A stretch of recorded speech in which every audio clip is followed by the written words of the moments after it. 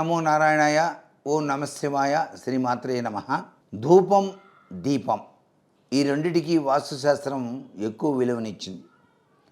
పూజా మందిరంలో ఉండేటువంటి పసుపు, కుంకుమ, దేవుని యొక్క చిత్రపటాలు మాత్రమే మంగళకరమైనవి కావు. ధూపం వేసే పాత్ర, దీపారాధన కుందులు, దీపారాధన తైలం ఉంచే పాత్ర, అగరవత్తులు ఉంచే స్టాండు, జేగంట, ఇలా పూజా సామాగ్రి, పాత్రలు ప్రతిదీ కూడాను మంగళకరమైనవిగానే భావించాలి.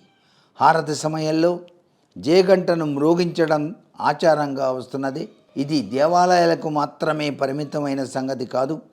మన ఇంట్లో నిత్య పూజలు చేసేటప్పుడు చిరుగంట మ్రోగించటం దైవాపచారమే అవుతుంది.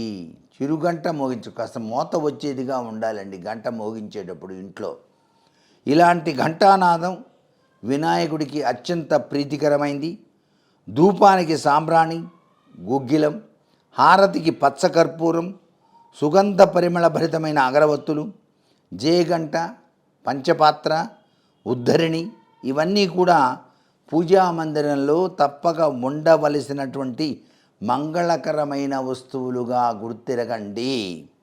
ఎవరింట నిత్యం భగన్నామ స్మరణ ధ్వనిస్తూ ఉంటుందో వారి ఇంటికి పిలవకపోయినా సరే నేను వెళతాను అంటూ సాక్షాత్తు లక్ష్మీదేవి ఒకానొక సమయంలో నారదుడు అడిగిన ప్రశ్నకు బదులుగా చెప్పింది.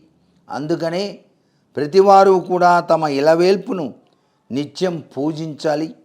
అందుకు అవసరమైన మంగళకరమైన వస్తువులను తప్పకుండా పూజా మందిరంలో ఉంచుకోవాలి అనే విషయం గుర్తెరగండి.